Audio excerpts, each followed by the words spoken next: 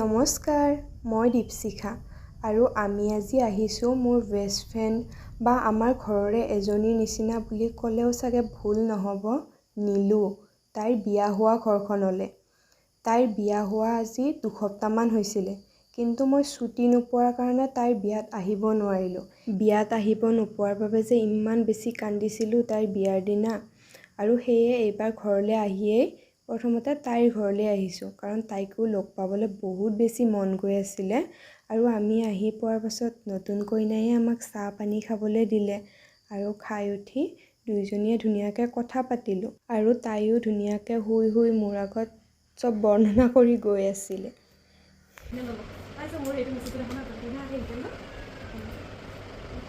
নতুন কইনা মোচন দেখাই আছে গাইছ, কেনেকৈ থাকে ইয়াতে ঘৰত তাকে দেখাই আছে মোক তাই।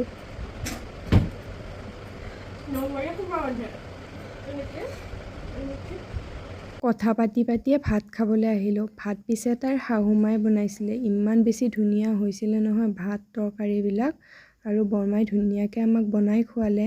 খাই মেলি আমি দুয়োজনীয়ে ধুনীয়াকৈ ফটো কেইটামান উঠি ল'লোঁ, আৰু এয়া ফটো উঠি মেলি তাইকো ধুনীয়াকৈ বাই কৈ আমি ঘৰলৈ যাব আহিছোঁ। আজিলৈ ভিডিঅ'টো ইমানেই আছিলে, নেক্সট ভিডিঅ'ত লগ পাম, বাই।